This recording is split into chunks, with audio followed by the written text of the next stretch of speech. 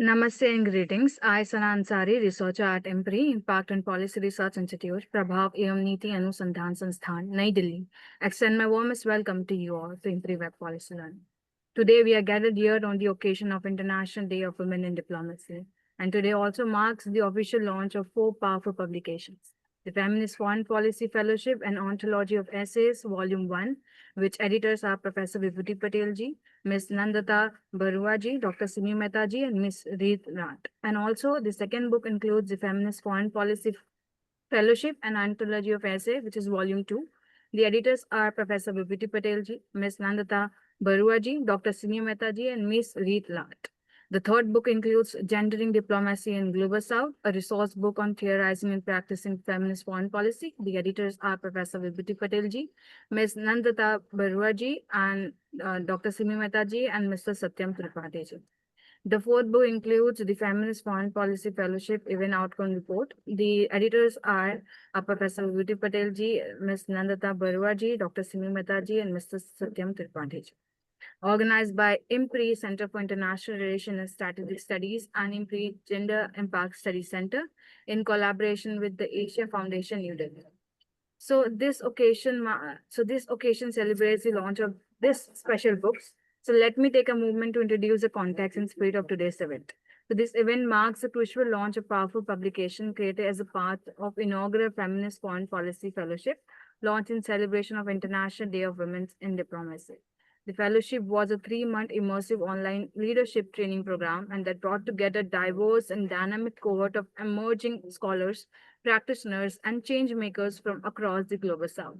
Through intensive sessions, collaborative learning, and mentorship, the fellows explored the theory and practice of feminist foreign policy from intersectional, decolonial, and equity-driven perspectives. The insight, experiences, and analytical reflections of the fellows have been compiled into 2 anthologies.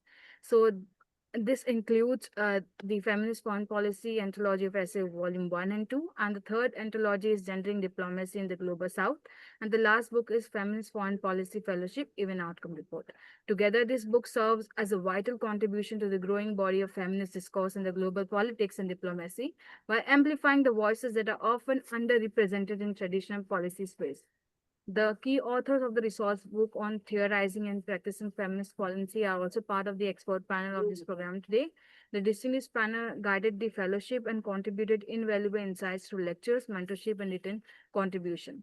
The expert panel includes Professor Sanjukta Bhattacharya ji, Professor Vibhuti Patel ji, Dr. Wahida Nainayar ji, Dr. Keshav Giri ji, Professor Mariam Khan ji, Dr. Itikad Noor Alami ji, Ambassador Anil ji, Dr. Deepika Man ji, Professor Anuradha Chinoy ji, Ms. Nandata Barua ji, and Dr. Simi Mehta ji. The panel of the convenience comprised of Dr. Simi Mehta, CEO and Editorial Director IMPRI, and Dr. Arjun Kumar, Director IMPRI. Proceeding further, I welcome all the contributors of Feminist Foreign Policy Fellowship Anthology, and thanks for your time, intellect, and passion into producing powerful essays. Without any further ado, let's start our program. It's my honor to and privilege to invite Professor Vibhuti Patel to start the program with opening book launch address. We welcome you, ma'am, and over to you. Yeah, thank you very much. First of all, very good morning to all the participants. 1 year of collective labor of all of us, the supporter, the Asia Foundations, Ms. Nandita Barua, Dr. Simi Mehta, Dr. Arjun Kumar, and all the expert resource persons and the fellows, 1,200 of whom had applied, out of which around 80 were selected, and the whole process that has gone on in terms of selection of topic, research methodology, various revisions of the chapter. Finally, it also resulted in these 4 volumes, and I'm really happy that the whole process also was extremely cordial and seamless, and we are going to be the conscience keeper of today's geopolitical situation, which is extremely depressing, because every day you open your newspapers and you so that what's going to happen. But I think the committed people like us are going wherever location we have, whether we are in Africa or Asia or Latin America or global north or global south, we are going to work together and constantly put forward the WPS agenda. With this, I would request, and we are so honored to have Professor Pam Rajput, who has been known for transnational feminist solidarity, who has visited more than 85 countries. Over past 50 years, we have seen her relentless efforts right from the national and regional and international level. She has made an important contribution, and we are really happy to have you, madam. Yes, thank you. Thank you, Vibhuti. Thank you so much, ma'am, for formally launching the books and setting the powerful tone for today's event. And I'm beyond grateful to invite Professor Pam Rajputji, President National Alliance for Women's Organization, for the keynote address today. We welcome you, ma'am, and over to you. Thank you. Thank you. Good morning and greetings to all. The IMPRI Director, Dr. Rajan Kumar, the convener, editors, Professor Vibhuti Patel, Nandita Barua, Simi Mehta, Rita Lat, and all the paper writers as well as fellowship holders and other participants. I'm privileged this morning and honored to be amidst you for the launch of the 2 volumes on feminist foreign policy, feminist fellowships, anthology of essays, the report of the outcome event, and last but not the least, the gendering diplomacy in Global South, resource book on theorizing and practicing feminist foreign policy. First of all, I'd like to congratulate IMPRI for keeping the launch of these books on the day that is being celebrated all over the world as the International Day for Women in Diplomacy. It goes without saying that feminist foreign policy and women in diplomacy go hand in hand. Further, I'd like to appreciate and congratulate IMPRI for its very novel way of not only producing rich resource material on feminist foreign policy with a focus on Global South by engaging scholars, practitioners, diplomats to the fellowship program, but in the process, creating strong advocates for feminist foreign policy that takes care of diversity. Thirdly, given the premise of feminist foreign policy that is inclusive, that is just, based on human rights of all and gender equality, the need for feminist foreign policy and women in diplomacy could not be stressed more when the world is facing threat to multilateralism, unfair systems, growing militarism and conflicts to which Vibhuti was just making a mention, environmental crisis, debt structure still looming large on the countries of Global South, and the sustainable transformation agenda with the, catchy phrase that we had, that no one shall be left behind, nowhere near, we are near that. In fact, I remember distinctly when this summit was held, global summit was held in the year 2015 at the United Nations, there was, the banners outside, and they said, planet 50-50 by 2030. And patriarchy will come to an end by 2030. There is no sight of that. There is, in fact, pushback, and that continues to be there. And so the Secretary General, of the United Nations said very frankly that it will take 300 years to achieve gender equality. So in that background, the feminist foreign policy assumes significance as the way, as a strategy, and these 2 volumes on the coming out of the Feminist Fellowship Program on feminist foreign policy, they touch a wide range of issues and they become very, very important and significant. Volume 1, and I'm sorry, I didn't get opportunity to read all the papers, but I just tried to glance through. Enormous work has gone into, and that shows the interest of the scholars as well as the practitioners in the issue. So volume 1 has 20 articles that cover the issues, and have a thrust on feminist policy, challenging the hegemonic norms, bring marginalized voices into the decision-making spaces, and push for systemic change.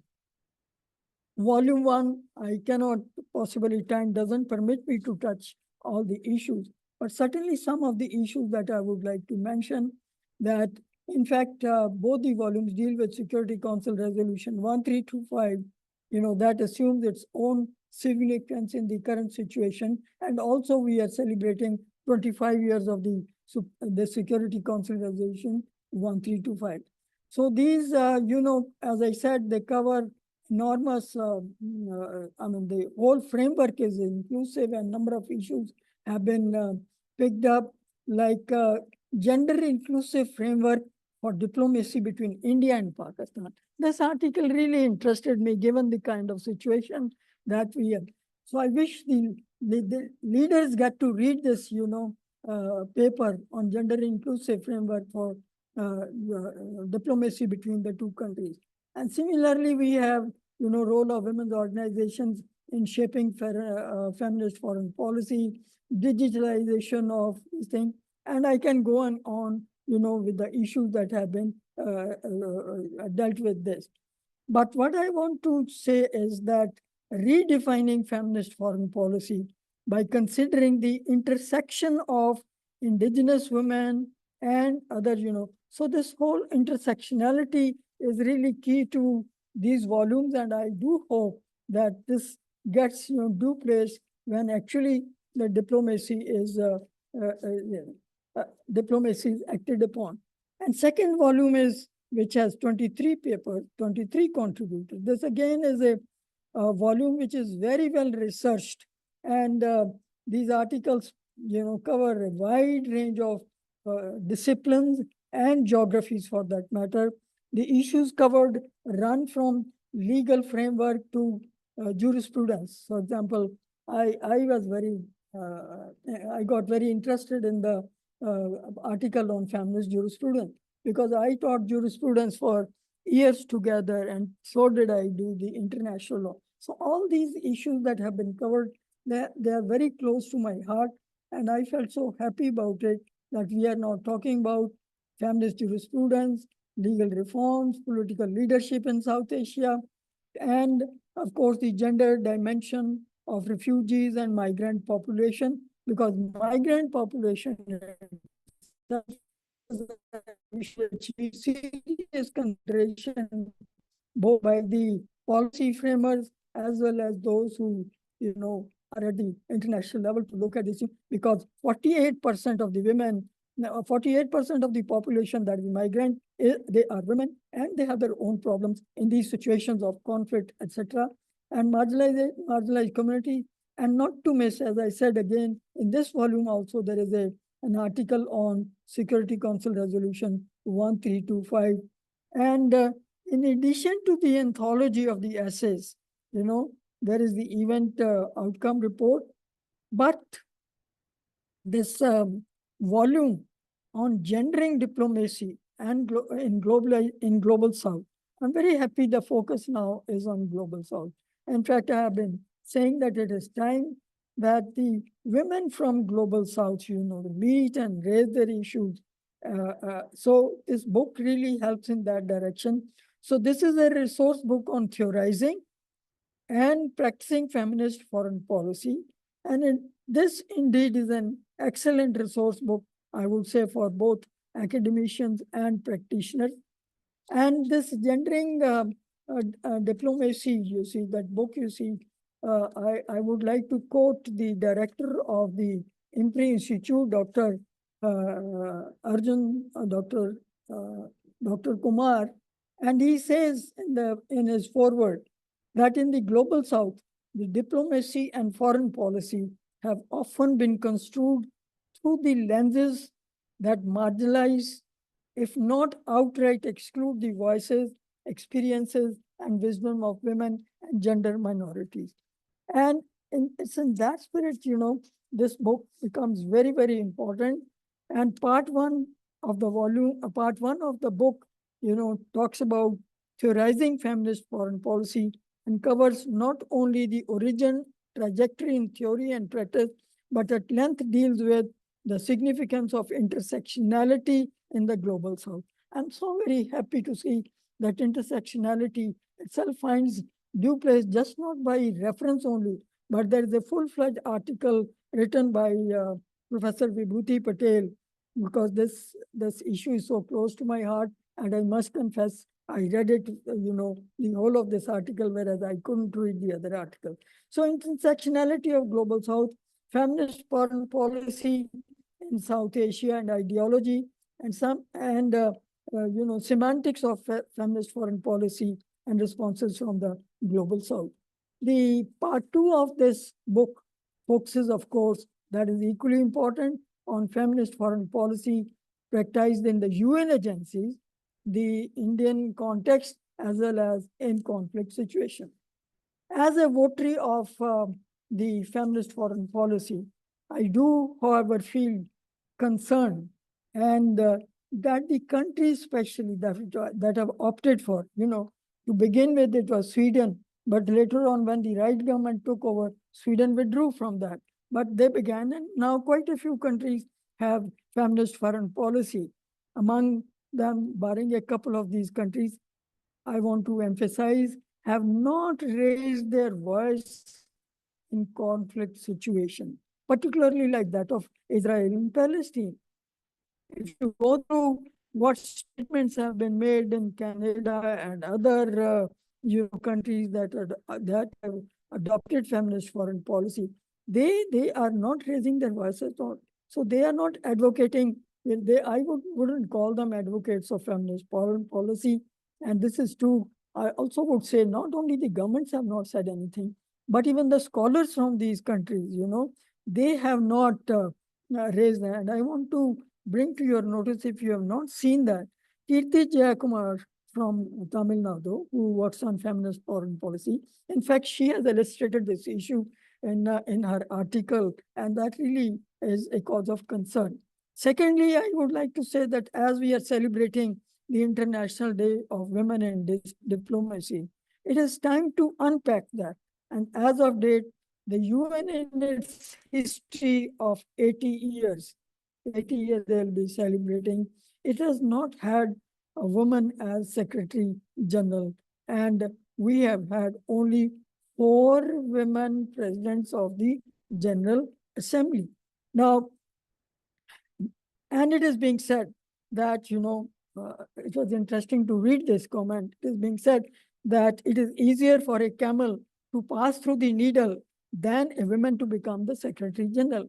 And this question remains, even if women are occupying the positions, so do they, this question that comes to my mind is that even if those women who by chance or by, planning come to occupy this position, do they and would they follow the feminist principles, feminist approach for that matter?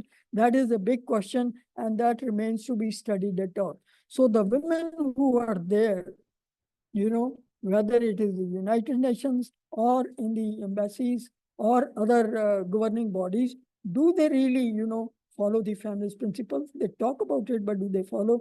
And that is an issue of concern. And I'm reminded of when I used to teach international law, and I would talk about the ambassador. I would always say they are honest person sent abroad to tell lies for their country. So I think even if these women, believe in those feminist principles, how much leverage would they have when the given environment is not very positive for that matter, that they can influence? And I'm reminded of a couple of months back, I happened to be in Thailand.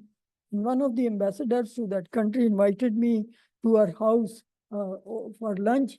And as I was there, I asked her, have you heard of feminist foreign policy? And she, said no. So I was surprised. Now, here is a woman ambassador. We expect them, but she had not heard even the word. So thanks to Vibhuti, she had sent her, this electronic copy on the feminist foreign policy. So I was quick enough to, email to her and ask her to read it and use it. All said and done, as my time is coming up, I have to rush for another meeting. As I formally join you in launching these books, I'm really pleased, and I must underline the value of such materials both in the academic institution to train the minds and from this perspective, minds of the young people and the practitioners of diplomacy. As I formally, launch these books, I look forward to the continuing efforts of IMPRI and once again congratulate not only the convener editors of the volume, Vibhuti, Nandita, Semi, Rita, but all the contributors. They have done a human service to the discipline and to the just humane cause, I would say gender just humane world. And I do hope this approach, what of course we are talking about, as Vibhuti mentioned, I've been engaged with all that since 70s.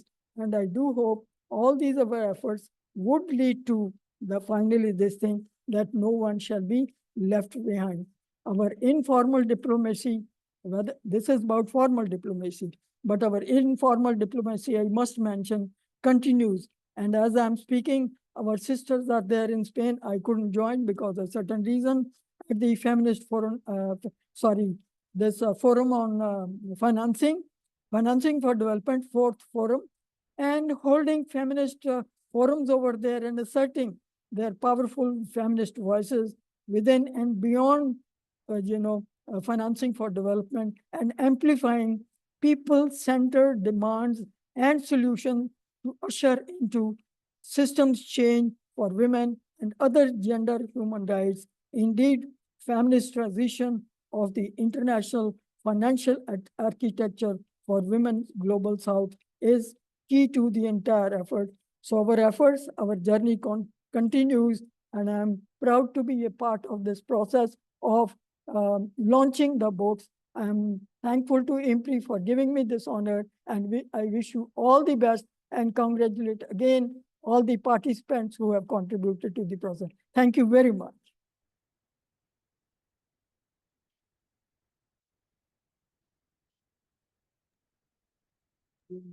Extremely inspiring. We needed your blessing. Thank you so much. Yes, thank you so much, ma'am, for your valuable insights and for enriching our understanding. We are truly grateful for your time and presence. Thank you so much, ma'am. So moving ahead, it is my honor and privilege to invite Ms. Nandita Baruaji, the Asia Foundation country representative in India, for her remarks. We welcome you, ma'am, and over to you. Thank you.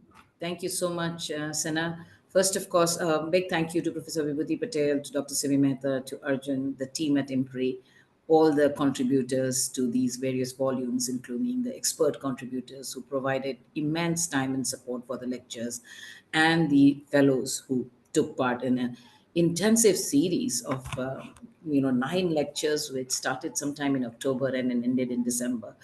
So there is no doubt that what we are putting out today is a labor of love of a lot of people who have put a lot of time and effort to get these knowledge products out. At the Asia Foundation, I think I'd also like to thank my team who's been working on this issue for a while now. But I think having this particular intensive conversation and series through the fellowship has been probably a remarkable step ahead in the conversation around gendering foreign policy. I think, as Professor Rajput said, that there has been a lot of conversations, and it's not new, where we have talked about women's roles in the political arena. There have been some gains, but not enough. And therefore, I think the situation that we stand in today, when we started talking about feminist foreign policy, was the realization that today the interconnectedness of the world is not just on issues of, say, trade or national security. I think the interconnectedness on the world today depends largely for its survival on a common understanding of critical issues of rights, equity, inclusion, and a combined sense of understanding of what an equitable growth trajectory should look for the world. Whether we talk about climate, whether we talk about peace, whether we talk about rights of the marginalized, whether we talk about access to resources. I think all of those aspects today in the world really requires, is crying for a common framework and understanding, where we learn to think of this as a world which cannot survive with just few superpowers and few underplayers, or few top nations and few underdeveloped nations. It's really at a brink where I think everybody needs to put our resources together. I think it was very encouraging for us when the Prime Minister of India actually phrased the terminology Vasudevaya Kutumbakam. I think it was for the first time a lexicon entered the conversation of the global discourse, where he said the world is one large family. And this concept actually does emanate from the Indian understanding of connectiveness, mythology, nation building, etc. But the question is, the lexicon became something which I think I've heard world leaders use extensively in various forums, but unpacking and understanding and applying it is a complete different story. And we don't necessarily see that happening across countries of both the global south and the north. So I think for us, this effort was to really bring in that understanding and a lens, saying, okay, there has been a particular approach to power and control, which we all know is very patriarchal. There's been an approach to power and control, whether at the individual level, family level, society, community, national, or global interactions, largely defined by a framework of power which is patriarchal in nature. The concept is that if you really look at power and start unpacking it, what would be an alternate construct to enter this discourse? What should power look like when it becomes more gendered, more feminine, more equitable? And that was the crux of really building this conversation. And looking at multiple aspects, I know we are saying foreign policy, but foreign policy is not just something which countries interact, or the framework for countries' interaction with other countries. Foreign policy emanates from the country's own policies and values at home. And I've said that in the past. What you believe and do at home is what you will try to take forward when you are in discussions with others. It's the same thing. As families, what values and ethics we learn at home are the same ones that we carry to our workplace or to our interactions with others in the social world. This, and exactly the same anthology applies. What values and norms and systems and rules and laws you put forward at your home country is what will define how you interact with other countries. And therefore, the foreign policy discourse is an extension of the learnings that nations have put at home. It's interesting to see that many countries actually have done a fair amount of progress. Even countries who we didn't think would be gender sensitive have done a fair amount of progress on gender issues over the last 2-3 decades. And it's thanks to the work of the leaders and the speakers who are sitting here today, and those who are not here today but who are party to these conversations, that progress has happened. However, when we looked at saying, were countries even brave enough to take those progresses and learnings, and even the failures, into the discussion when you interacted with the world at large? And I think there was a gap there. If I take India itself, and I think India's own journey and success in gender has been immense. One of the very few countries who have actually opened bastions of largely male power, the armed forces, the national security, to women. Big achievement. I know we are not alone. There are other countries who have done that.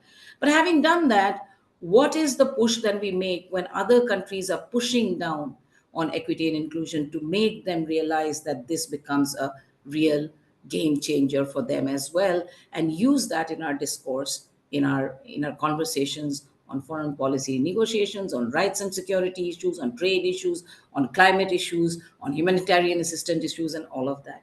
And that's where I think the discourse needed framing. That is why this entire fellowship and the knowledge products are trying to look at how do we take our lessons at home from gender issues, gender rights, the gains and the learnings to the larger world. How do each country share that to create this common narrative that I was talking about, which looks at really the absolute need and urgency of having a common understanding of framework on what is a non-negotiable framework for equity, rights, and equality, not just for women. Women are a part of the story, but for every group and every community which remains in the fringe. which is not a part of the mainstream. And those who are in the fringe will vary from country to country, but you can definitely identify who are in the fringe. So bringing them to the core of development, to the core of issues of rights, economies, security is something that's important. This particular fellowship has produced some phenomenal essays, and I think we will, everybody, when you get your chance to read this, you'll realize. But this is a start of a discourse. This is not a definitive answer that we have arrived at. And I think I'm looking forward to more such conversations and discourse which get enriched by practitioners. We've tried to bring in diplomats, ambassadors, foreign policy experts into the conversation, along with academicians, students, people who are a part of a lived reality of inclusion or exclusion. And I think getting those voices have been important. And I think we've been really lucky that we have had some phenomenal inputs through this fellowship. And I again want to congratulate Simi and her team for the immense work, Arjun for the great work of putting all of this together. It's not easy to run a long fellowship. It requires a lot of hard work and effort, and the leadership provided by Dr. Vibhuti Patel to put all of this together. And I think it's the thanks to this combined spirit of everybody who agreed when invited to come and speak on the issue and give us their learning to capture and bring out in these anthologies is something that's going to be a major contributor to pushing this discourse beyond just our own borders, but into every country from where the fellows and the writers have come. So with that, a big thank you to everybody. And I hope that the foundation remains committed in our journey of working on this with every stakeholder, every like-minded partner, and every similarly placed intellectual who thinks that this is an important thing. Namaskar, Jai Hind. Thank you so much, ma'am, for your enriching insights. We are truly grateful for your presence and time today. Now I would like to invite Dr. Simi Mehta, CEO and Editorial Director, IMPRI, for her remarks. Over to you, ma'am. Thank you very much, Sana, and good morning, everyone. It is a great privilege to have witnessed the unfolding of the Feminist Foreign Policy Fellowship and the journey culminating in the launch of the 4 publications under this fellowship. So it is especially meaningful that this launch coincides with the International Day of Women in Diplomacy, that is June 24, a day that underscores the indispensable role of women in shaping diplomacy and multilateralism. And this is a fact that long recognized in policy, academic, and practitioner circles. And we see through our resource launch that makes an important contribution in this realm. So historically, women diplomats have significantly influenced the global norms, as seen in the drafting of the Universal Declaration of Human Rights. And it was only due to the resolute advocacy of Hansa Mehta, who was India's representative to the United Nations Commission on Human Rights, that Article 1 of the United Nations, the Universal Declaration of Human Rights, was amended to state that all human beings are born free and equal, replacing the gender exclusive phrase that all men are born free and equal. So had it not been for Hansa Mehta and her intervention, that we would not have the Universal Declaration of Human Rights as it is today. And her intervention actually reflected the feminist assertion and also the vital imprint of anti-colonial thought on the human rights discourse, a critical reminder of how the language shapes the global norms. And remember, it was in 1948, so the very time when we had been right after our partition, our independence and partition of the country, 1 year into it.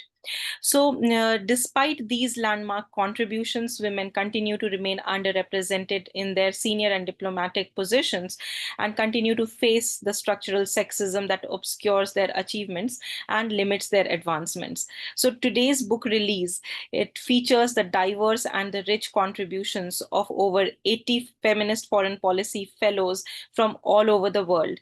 And this highlights that feminist foreign policy engagement across themes such as climate change, such as health emergencies, pandemics, human rights violations, and economic uncertainties. And these works are collectively, these collectively aim to tell her stories and break the glass ceilings and inspire the next generations in our shared pursuits of gender equality and inclusive diplomacy. So I'll not take much time. Thank you very much, Asia Foundation, for trusting in us, Nandita ma'am, Apurva, chair of the program, Professor Vibhuti Patel, my team at IMPRI, all the experts, and the expert today, Professor Pam Rajput, and most of all, congratulations to all the FFP fellows. So let us together create a pathway towards equity and equality. Thank you very much, and Jai Hind. Back to you, Sana. Thank you so much, ma'am, for your valuable insights. Now I would like to go back to Vibhuti Patel, ma'am, for her remarks. Yeah. Thank you. I think we have had a very, very powerful presentations by all, right from Pam Rajputji, Nanitaji, and Dr. Simi. Now, what I would like to recite would be the verses which capture the collective feeling of all the fellows who have contributed the chapters and the experts, and this common collective sentiment of the authors of these 4 volumes are captured very succinctly in these verses by Shanta Acharya's new collection, Dear Life. In a child, refugees, orphan eyes, find me. In the daily promise of sunrise, find me. Soldiers rescued an old woman, a bag of bones, trapped in rubble, calling out to the skies, find me. Women and children disappear without a trace. In their helpless, anguished cries, find me. Surveying the desolation of ruined lives, in forsaken cities of grief, the wind sighs, find me. In voices rising from shallow graves and souls cry, emerging like a flutter of butterflies, find me. Unheard, unrepresented, they survive like seeds, praying in cracks of abandoned high-rise, find me. In stories buried in the bones of exiles, forgotten in the annals of history's lies, find me. Thank you very much.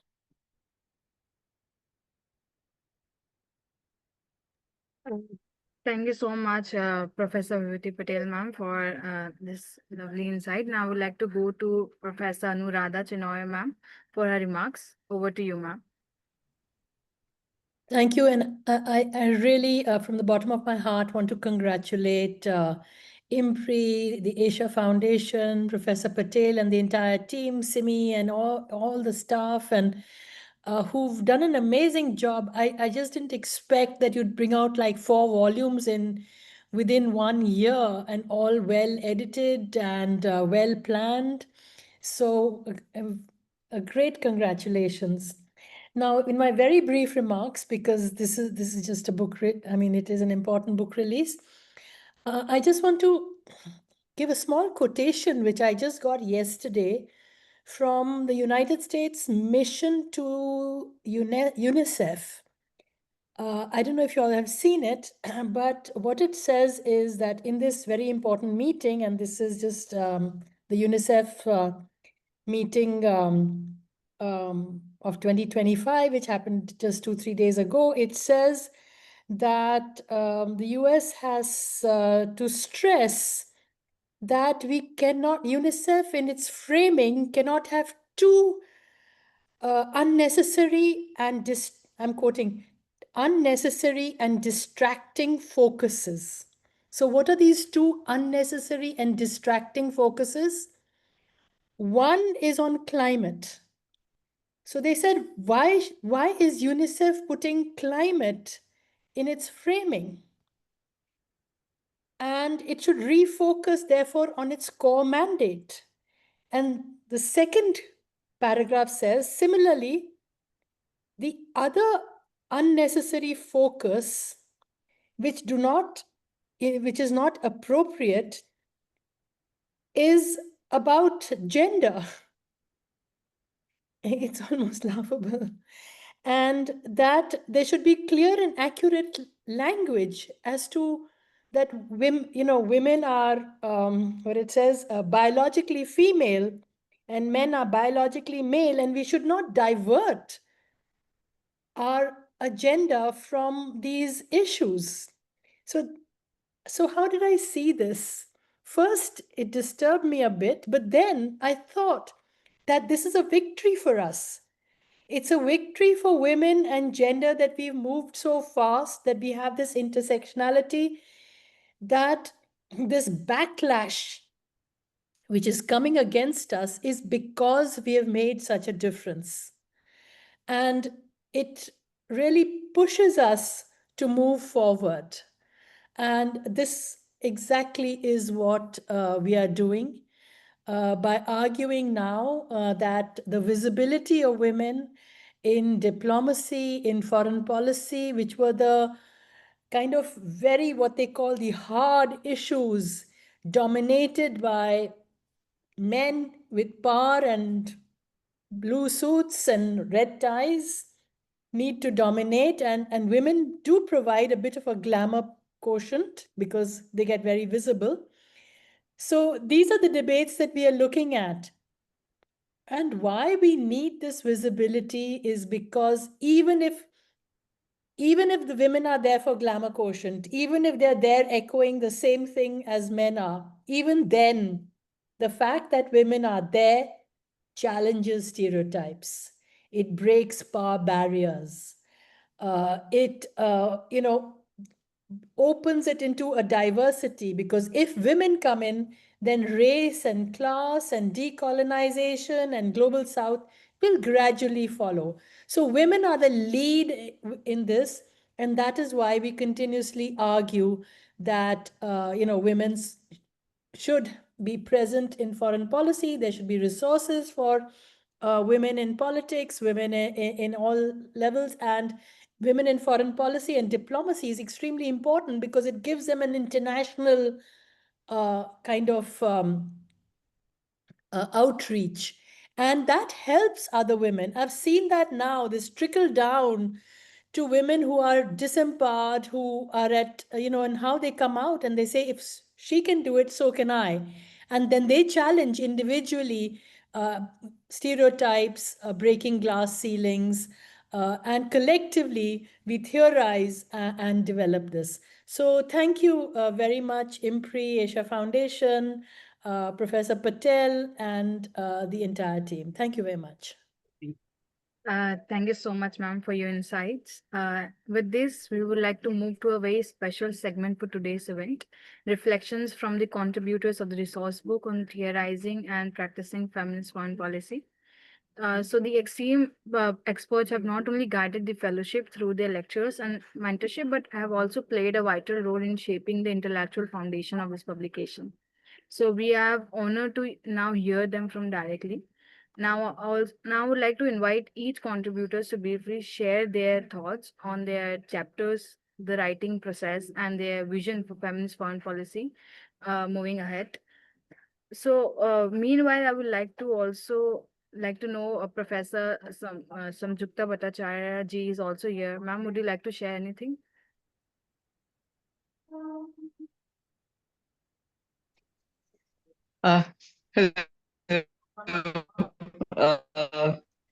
Thank you for inviting.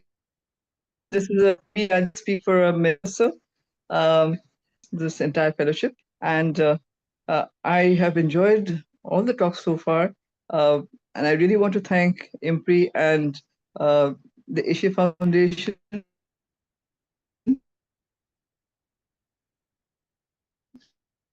Arjun Kumar, Dr. Simi Mehta, the initiative to do the entire thing, Nandita Barua, and the entire team of editors who have gone through this. It is amazing that 4 books within a year.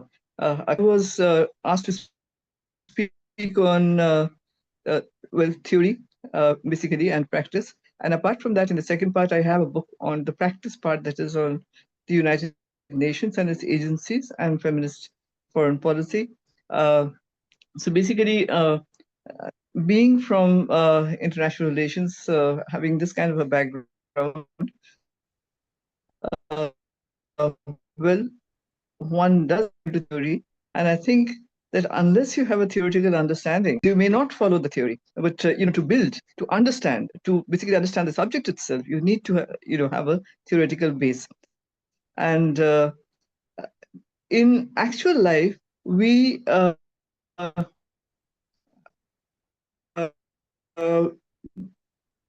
we connection between theory and practice.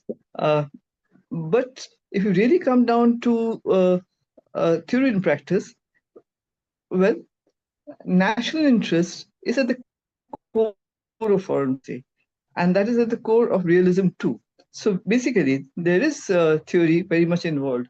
Also, certain things like, for instance, uh, democratic peace theory. At one point of time, when the Soviet Union was breaking up, the United States itself basically talked about democratization as a means for basically keeping peace in the world. So there is certainly a connection.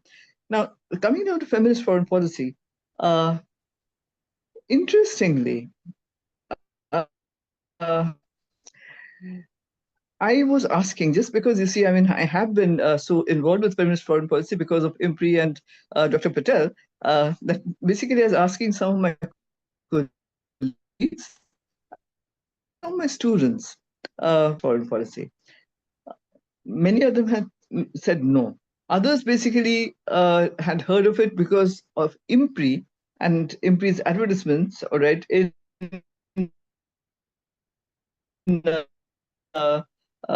Facebook and all that, you see. So they have heard of feminist policy, but they had no idea what it meant. It's primarily because we were studying, we did not know. It wasn't there. So there was nothing to know really, feminist foreign policy. And since this was not taught, it's still not included in any curricula, feminist foreign policy. I mean, in IR, we do so many theories, but there are no theories of feminist foreign policy. So I think that I've written on the theory and all that, and how basically I used to talk on and write on basically feminist IR theory and also on feminist theory. So that is there, but how this connects with feminist foreign policy? Well, that is not known because people don't know about feminist foreign policy in general academic circles. I don't know about other parts of the country, but certainly not in my university or in the major universities over here. And as I said, they know that there is such a thing as feminist foreign policy. Some of these, they don't know what it is. These books are certainly going to help on right. Nandita said that maybe backlash. Well, there will be a backlash. Anything good, there is a backlash, definitely. But the world is moving forward, all right. And I'll be speaking later in the afternoon again at 3 o'clock, talking feminist foreign policy and inclusive diplomacy, in where I will explain about these things. What is happening is, well, he seems to have his own mind, and he talks that there are only two genders, male and female, in the United States. I mean, that's basically what is going to. And I don't know, there is this, everybody keeps quiet and they kind of accept it. Maybe that's one of the reasons. You see, if the United States is going to go that way, we had better not talk about, inclusivity or intersectionality and stuff like that. And so if the United States decides to bomb the nuclear Iran sites, has there been any repercussion? Has anybody kind of easily said, no, this is wrong? Not outright. Everybody might be feeling that it's all wrong, but nobody has the guts to say anything. So, a backlash is expected. But we have to know that, because in the future, certainly a more equal world is going to come about. And I'm so glad that IMPRI and the Asia Foundation together are laying the groundwork, all right, the basic books, all right, for, and also these lectures, these cohorts of feminist foreign policy that Professor Patel has been conducting. These are so important. These are so very important for future generations. Thank you very much. Thank you so much, ma'am, for your remarks. Now, I would like to invite the contributors to kindly share their experience. Those who are present and willing to speak about the experience and insight, please feel free to share your experiences. Kindly raise your hand so we can start in orderly manner.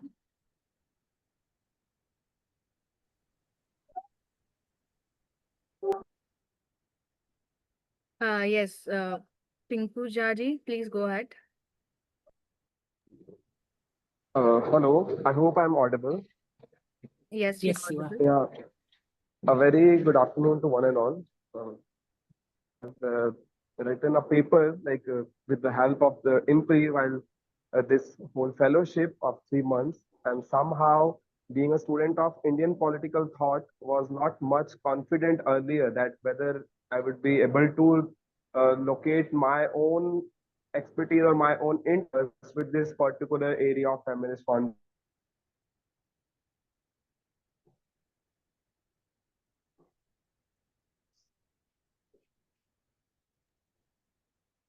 Pinku, Ji, are you speaking?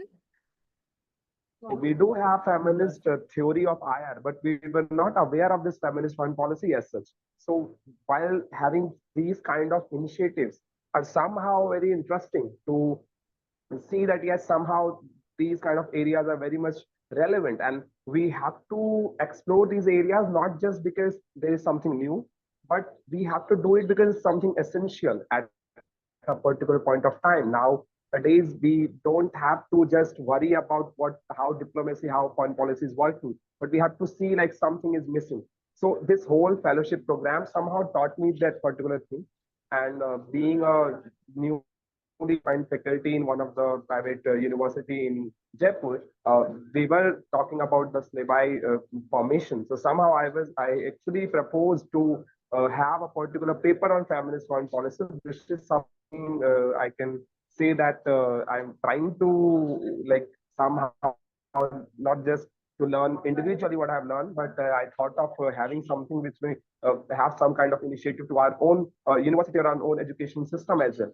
So I'm again very much thankful to whole IMPRI and Asia Foundation, Vibhuti ma'am, uh, Simi ma'am, and all of the guidance and whatever the teaching we were receiving throughout the session. So once again, thank you so much, and I hope I'll be in touch with these kind of initiatives in later phase as well.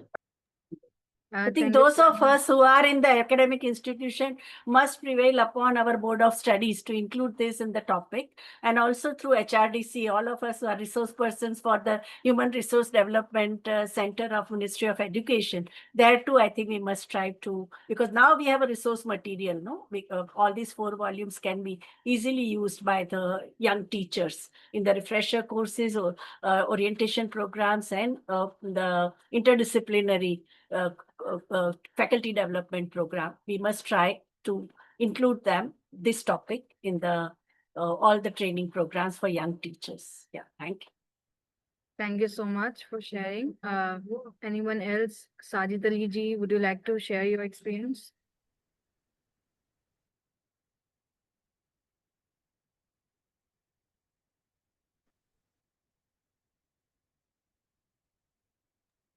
Oh, so meanwhile, I would like to invite Dr. Deepika Manji to share a remark. Hello, I'm audible. That's Yes, yes, yes. Sajid. Miss Sana, I want to share my views 10 minutes later, okay? I'm preparing for views also, okay? Sure, sure. Yeah. Meanwhile, I would Okay, like thank to you so much. invite Dr. Deepika Manji for her remarks. Ma'am, would you like to share anything?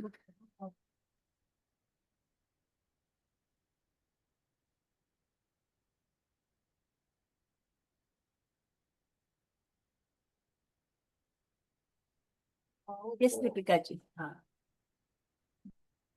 Ma'am, you're not audible. Yeah.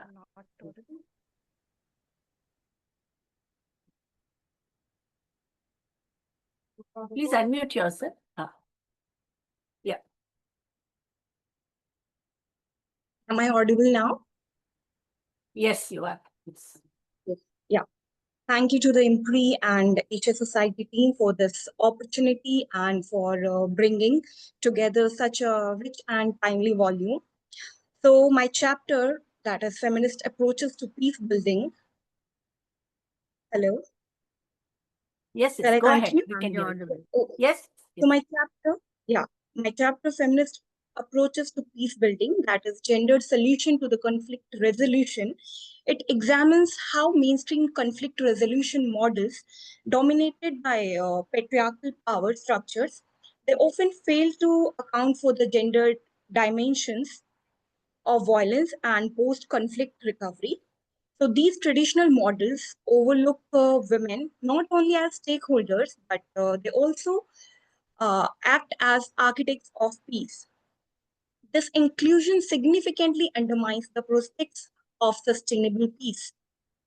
When we're talking about feminist peace building, as I argue in my chapter, is not simply about including women for the sake of representation. It is also about fundamentally transforming how we conceptualize peace and conflict. So feminist approaches shift from the focus of high-level diplomacy to grassroots level realities, from state security to human security, and from cessation of violence to dismantling the very structure of structures of the society that includes economic, political, social, and psychological structures that leads to inequality and harm. The chapters, it also draws on intersectional and post-colonial feminist theory to stress the peace is not a monolithic experience. Women's reality in conflict zones are shaped by multiple identities that include their caste, class, ethnicity, and sexuality. I think this complexity demands equal, nuanced, context-specific solutions that are not being provided by the society. Through the case studies of Rwanda, Liberia, and Colombia, I illustrated how the active involvement of women has led to more inclusive, just, and enduring peace agreements. These examples underscores a central argument of the chapter that feminist peace building is both a theoretical and a practical imperative. And if we are able to create equitable post-conflict society, we need to follow this approach. And ultimately, I advocate for a feminist vision of peace that is transformative, not simply the absence of war, but the presence of justice, inclusion, and dignity for all. Thank you. Thank you so much for sharing your remarks. Anyone from the contributors would like to speak? Pravesh Babulji, would you like to speak? Yes. Please, Simranji, please go ahead. Oh, yes. Thank you so much. So, am I audible? Yes, sir, you're audible. Okay, thank you so much. In fact, I have enjoyed the fellowship very much, and I feel proud to be a part of it. And I was working, since starting off my journalism, I was working especially on women's rights issues, climate change, environment, health, among others. So while I was working on those issues, I saw that and I found some statistics, studies in Bangladesh, South Asia, and some other countries that women are, not different, considering their lower status in Bangladesh, India, and the developing countries. Women are same. They have same status of, being oppressed, being violated. The criteria is different, but the similarities are, not different. For example, in Bangladesh, some women, poor women are being violated for dowry and other issues. But in India, those are the same. And some other developing countries also. And there are some issues, for example, menstrual period. In Bangladesh, India, Nepal, and some other countries, there are some, superstitions there about the menstrual period. So there are many problems to say and to write. So that is why I was writing about it, and I was interested to be a part of this fellowship. And I would like to thank all the research persons, IMPRI, Asia Foundation, and all other colleagues, fellows. And I hope today, this is not the last day of our fellowship, continuing our fellowship. I think we, all the fellows, should work together, should work continuously in future also on these issues. And IMPRI and Asia Foundation should keep us in touch so that we can go ahead, we can write more, we can talk more.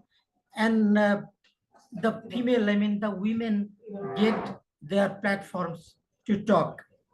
Local platforms, national platforms, regional platforms, and global platforms for all the events so that they can talk. So they must be allowed for this. So I think it's a milestone in my life to be a part of it. And I will continue writing, talking, and working on it like others. And in future, I think IMPRI and Asia Foundation can consider, I mean, about a follow-up, follow-up fellowship.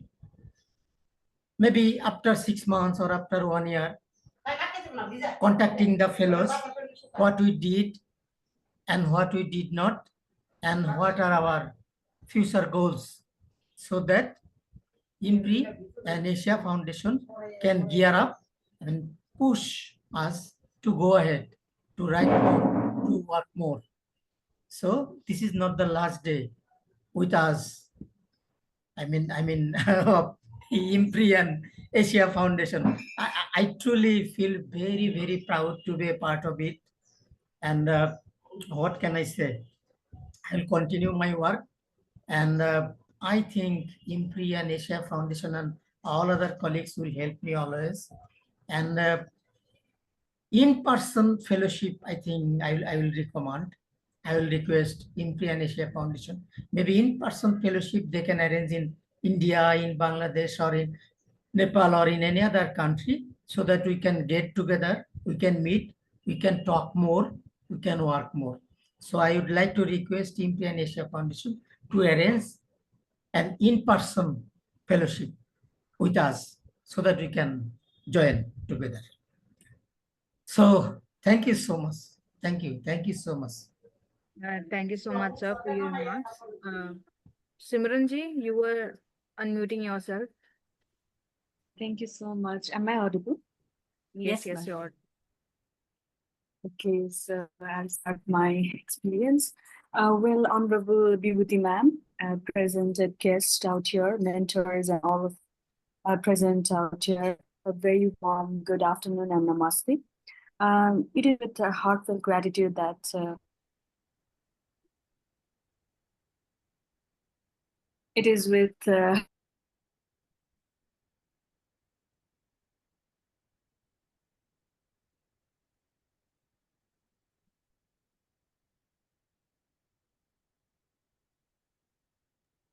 Simranji, I think so there's some network issue. Lost you. Yeah, we can take up Aditi Mishra ji. Yeah.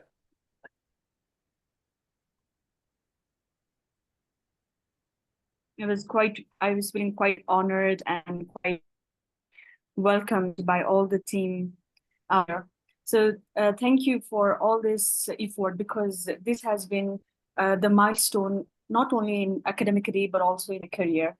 And as I was writing on this book, as we are talking about the book launch, and we are in the book launch, so actually I grew up with both the personal curiosity and also the academic passion that highlight not only the indispensable roles that women play every day, not only in shaping diplomatic narratives, but also leading the peace processes that is happening all around the world today, and also influencing the policy at both regional and the global levels, and often against the grain of patriarchal structures that are in everywhere, even in living in this 21st century. Even we are speaking about the Gen Z, but also the grain of patriarchal structures are always there.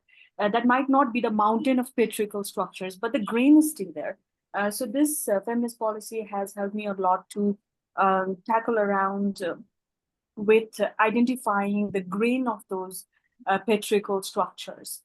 So yes, without the extraordinary opportunity provided by this Feminist Foreign Policy Fellowship organized by Impact and Policy Research Institute, I would like to extend my sincere and utmost thanks to Vibhuti ma'am. And I really want to say that while throughout this journey, I have seen her more active, more passionate, and I really like her hard effort on uplifting us with her ideas, knowledge, and her support. So that has left an indelible mark on my journey. So thank you so much, Vibhuti ma'am. And also Dr. C for your intellectual guidance and encouragement throughout this fellowship program. And also all the professors who have joined us during their thought-provoking sessions. And thank you so much for showing us the power of inclusive foreign policy from the ground up. So throughout this fellowship, I not only studied the policy, but I believe that this program has led every one of us to leave the foreign policy, and that is engaged with every woman diplomats, grassroots peace holders, and policy scholars who are tirelessly building bridges across cultures, borders, and ideologies. So I learned much, and diplomacy is not about just negotiations and glass wall halls, but it's also about listening deeply. As I learned a lot from Vibhuti ma'am, that she was listening, thoroughly throughout the sessions, very deeply, and advocating fiercely, and also standing in solidarity with the voices often unheard. So this has been an opportunity to learn a lot, and also this book launch has become so much a proud moment for all of us present out today. So thank you so much. And as I close, I carry forward the belief that feminist foreign policy is not a niche perspective, but it is a necessary framework. So one that centers equity, inclusion, peace, and justice in most of the critical global conversations. So thank you so much. Thank you once again to everyone who made this possible, and congratulations to all of us. And we all would like to continue to build bridges, and also would like to connect even after this fellowship. So thank you so much. Thank you so much, Simranji, for your remarks. Now I would like to go to Aditi Mishra ji, then Sajid Ali ji. Thank you. Am I audible? Yes, you're audible. Okay, so I'll make it very brief. First of all, thank you so much, IMPRI and the Asia Foundation, for giving me this opportunity to be a part of this fellowship. And special thanks to Professor Vibhuti Patel ma'am for always being so active. Even in WhatsApp messages, you're always sending things to me to be a part of. I'm so thankful for that. And I'd also like to congratulate all my fellows for having completed this. Congratulations, and hope we work together in the future. So about my experience, I think more than just having the opportunity to publish a research essay and to learn about a lot of things, I think it has brought a lot of change in me as a person and my values. I have grown so much from just being a bachelor student to being this fellow, and to learn about so much more that was not present in my in my academic arena. Like, I felt education system is failing us because it is so male centric at this point that I didn't even know it existed. Like feminist foreign policy or whatever approaches that people talked about, the keynote speakers, such amazing keynote speakers. So thank you for this opportunity, for making me as a person grow as my values grew. And at one point of time during the middle of this fellowship, I will not lie, I was very radicalized. I was like, okay, men are the problem. But I think as it progressed, I realized that it is just such a systematic manipulation that even men are forced into this patriarchal system. Like, I don't think even they realize how very misconceptional it is. But yeah, I think as a person and as a woman, I've grown so much thanks to this fellowship. So yeah, that is all. Thank you, everybody. Thank you so Sure, much Dipti. for your remarks. Sajid Ali ji, please go One ahead. one of the youngest fellows, yeah, but very, very energetic and proactive. Thank you. Thank you, ma'am. Hello, Sajid Ali. I'm audible. Yes, you're audible. Okay, thank you so much, and I'm extend my heartfelt gratitude to IMPRI Impact and Policy Research Institute and the Asia Foundation for awarding me this prestigious fellowship and giving me the opportunity to contribute to such a significant initiative also. And a part of this fellowship, I had the honor to write an article. The title was Building Bridge, Advanced Trade, Culture, and Gender Inclusive Diplomacy between Pakistan and India. In the current geopolitical content, where tensions often overshadow the shared history and the values of our nations. This work reflects my deep commitment for fostering peace, understanding, and cooperation between our two countries also. And the Pakistan and India share not only the border, but also the language, the culture, and the countries of common heritage also. As a human rights worker, I believe it is my moral duty to promote dialogue, defend humanity, and advocate for the stronger and peaceful relation between the neighbors. I once again thanks the IMPRI and the Asia Foundation for the publishing this important work and helping amplify the voice like mine. I hope this book reaches the leaders, the policymakers, and the citizens across Pakistan and India and beyond, encouraging them to choose peace over conflict and unity over division also. And once again, I want to thanks all, but I want to share some of my thoughts in Urdu, and I think so the Hindi speaker will also understand this. The current situation also. मतलब हमारे जितने भी अभी कुछ Hindi speaker भी बैठे हैं जो मतलब सुन सकते हैं, हमारे उर्दू स्पीकर भी हैं कुछ जो मतलब इन बातों को अंडरस्टैंड करेंगे कि अभी रिसेंटली जो पाकिस्तान इंडिया के दरमियान जो टेंशन हुई, जो अभी एशिया में स्पेसिफिक एशिया में ये वार जोन चला हुआ है, तो पाकिस्तान इंडिया और स्पेसिफिक एशिया को इन बातों को समझना चाहिए, अंडरस्टैंड करना चाहिए कि सिर्फ एशिया ही क्यों वार जोन बना हुआ है। सिर्फ एशिया के एक जो नेबर कंट्रीज हैं सिर्फ इन्हीं को लड़ाया जाता है, इन्हीं में आके सारी टेंशन होती हैं कि सिर्फ एशिया ने ही आगे नहीं चलना, और स्पेसिफिक इंडिया और पाकिस्तान का 1947 से लेके 2025 तक अवाम पीपल टू पीपल जो रिएक्शन है, मैं जितने भी कंट्रीज में गया हूँ, नो मैटर दैट किसी भी इंडियन से मिले, मेल और फीमेल जहां भी मिले, जो आपको वार्म वेलकम मिलेगा पाकिस्तान इंडिया के दरमियान, वो like a relative also. But the international relation, the policies, and the different things are we are watching. But the reason is that the policies. अगर ये चीजें जिस तरह की हमें ये एक फेलोशिप मिली है, जिस तरह अभी पहले भी एक बांग्लादेश के हमारे फेलो अचीवर ने बात की है कि ये चीजें रुकनी नहीं चाहिए, कम से कम जो एशिया में हम लोग ये रहते हैं, हम ये खुद ही स्टेप लेंगे तो तब जाके हमारे एशियन कंट्रीज और स्पेसिफिक जो हमारे पर्सनल अपने कंट्रीज हैं, हम इनमें तो कम से कम अपना पीस को प्रमोट कर सकते हैं. तो अगर हम ही खुद ही नहीं करेंगे कि हमने ये करना है कि हमने एक दूसरे को जेर ही करना है, तो क्योंकि हम दोनों के पास इस तरह के वेपन्स पड़े हुए हैं कि जो एक बंदा एक भी कुछ करेगा तो पूरी दुनिया के लिए वो इफेक्टिव है. तो क्यों ना हम इन चीजों से हट के हम अपनी तरक्की के लिए काम करें, अपने उन लोगों के लिए काम करें कि जो मतलब बिलो द बेल्ट लोग रह रहे हैं, जिनको इन चीजों से कंसर्न ही नहीं है, जिनके लिए मतलब वो चीजें है ही नहीं.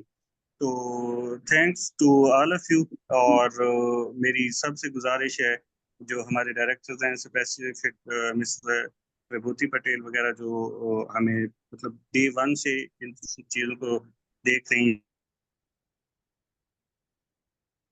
We endorse your sentiment. आपने जो कहा वही यहाँ हमारे सबका सेंटिमेंट है. हमारे देश में भी हमारे मानवाधिकार संगठनों के साथ जुड़े हुए हैं. And I think all the people of the world, people to people, तो इतनी मेरे कॉर्डियलिटी है. ख्याल में बहुत एक अच्छा इनिशिएटिव है. तो आपका बहुत बहुत शुक्रिया, और इन चीज़ों को प्रमोट करें आप. मैं भी पाकिस्तान में जितना मेरे से हो सकता है मैं इसको लेके चलूंगा इंशाल्लाह, और आपकी सपोर्ट भी मुझे इसमें चाहिए, तो ताकि हम इन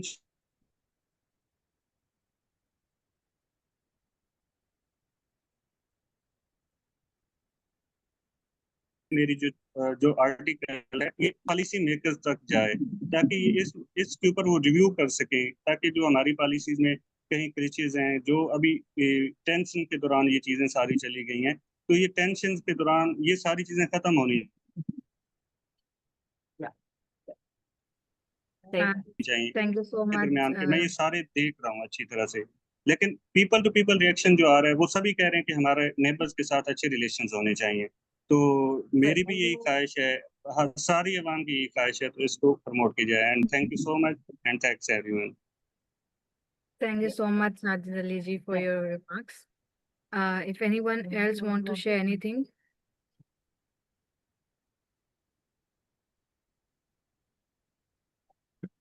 Okay, ma'am. So with this, I would like to invite Professor Vibhuti Patel, ma'am, for the closing Am I remarks. audible, Sana? Yes, you're audible. Amita ji. Yeah. Thank you. Thank you, IMPRI. I really want to appreciate the efforts that have been put in. And thank you for this fellowship, especially Professor Vibhuti Patel, ma'am, for her hard work and the way she has coordinated everything and all the team members. Thank you. When I was writing this article, I really didn't knew what I was getting myself into, because I knew the migration, the feminist foreign policy exists, but at the ground level, the things are really very, dicey, and it's very uncertain, because the people who are migrating in our country are not getting the immediate recognition. Having said that, I think, and I have found, and I have firm belief that it is the feminist foreign policy have to be initiated, have to be inculcated in our foreign policies, because that is the only way forward. Now, I have realized.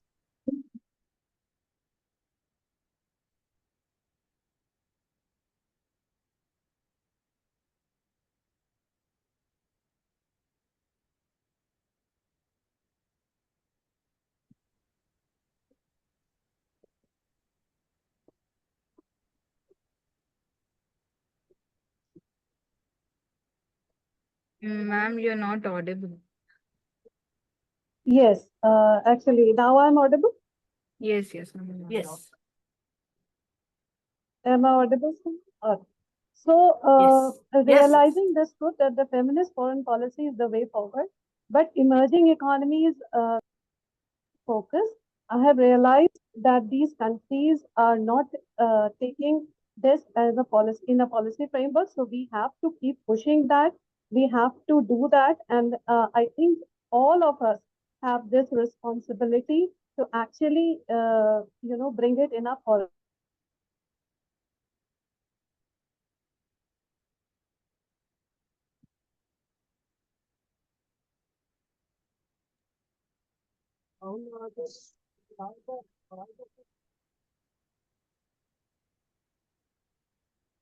Ma'am, you're not audible.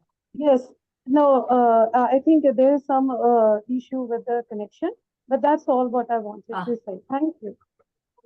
Thank you, ma'am. Thank you for your remarks. So with this, I would like to move to Professor Vibhuti Patel, ma'am, for her closing remarks. Ma'am, over to you. Yeah. Thank you very much for such an inspiring session that we all had. The feedback of all the participants was extremely, participants and the resource person has been extremely inspiring, and it gives us a further tonic and further enthusiasm to go ahead in this mission. We all know we all are located in a different public platforms, and we are either active in the NGOs or we are in the educational institutions. We work with the civil society organizations. So I think the legacy of the feminist movement over past 5 decades, which has fought for gender justice along with environmental justice, economic justice, distributive justice, and social justice. So I think we need to continue this legacy through transcending the national barriers, and we need to reach out and come up, as we said that Nandita ji talked about the Vasudhaiva Kutumbakam. The whole world is my nation. I think that has to come up. We have seen the whole collective efforts and the collective wisdom of transnational feminist solidarity and the ground level mobilizations to build inclusive and robust movement to solve overlapping forms of discrimination that has been done by women's movement, along with so many other important social movements all over the world. We have learned from each other's experiences. We have traveled to each other's countries during the pandemic. Even in the midst of global lockdown, we tried to reach out to each other through online platforms.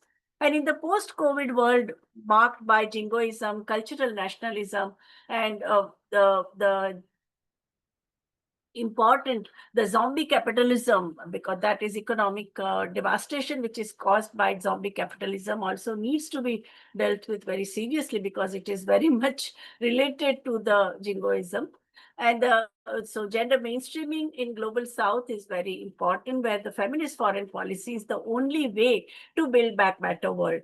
Recent feminist discourses are challenging post-colonial power structures from the angle of intersectionality to delve into articulation of genuinely transformative feminist foreign policy by changing political, economic, cultural, and social landscape.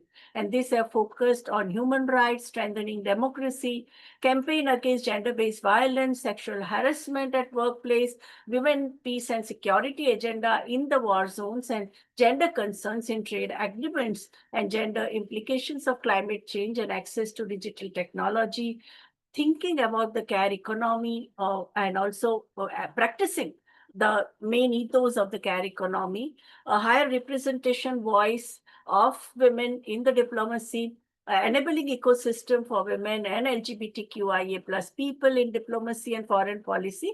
And for that, we will also need massive legislative and policy reforms. So the perspective of intersectionality is not only concerned about explaining global scenario, but also with bringing transformative gender responsive changes in the world, as it was emphasized in the keynote address by Professor Pam Rajput and reiterated by all the resource persons and participants. This really gives me such a great sense of satisfaction that our collective endeavor of last 8 months have really brought in such a empowering result. And these 4 volumes are going to be extremely useful, as all of you have expressed your sentiments through the activists, policymakers, think tanks, academic institutions, social practitioners, public intellectuals, and the politicians. We have to take them to all the stakeholders. Thank you very much. Thank you so much, ma'am, for your remarks. So we extend our deepest gratitude to all the esteemed experts and contributors for their invaluable contribution to the resource book and for sharing their reflections today. So as we come to the close of the book launch of Feminist Foreign Policy, a fellowship held on the occasion of International Day of Women in Diplomacy, I, Sana Ansari, researcher at IMPRI, Impact and Policy Research Institute, would like to deliver my formal vote of thanks on behalf of IMPRI Center for International Relations and Strategic Studies and IMPRI Gender Impact Studies Center. We are deeply grateful for our keynote speaker, Professor Pam Rajput ji, Ms. Nandita Barua ji, Dr. Singh Mehta ji, and Professor Vibhuti Patel ji for gracing us with their presence and setting the tone for today's important celebration. A heartfelt thank you for all our expert contributors to the resource book for their meaningful reflections, and to the fellows whose writing formed the core of these anthologies. Your insights have the heart and soul of this publication series. We also extend a sincere thanks to all our participants, viewers, listeners who joined us live and who's engaging with this event later via YouTube, podcast, or publication. These books will be made available shortly for your reading on our website. We hope that they serve as valuable resources in advancing inclusive and feminist approaches to foreign policy. We look forward to your continued participation in our IMPRI Web Policy Talk series and Web Policy Learning initiatives. Wishing you a very wonderful day ahead. Thank you so much. Thank you, Sana, for moderating it so nicely. Thank you, ma'am. Thank you.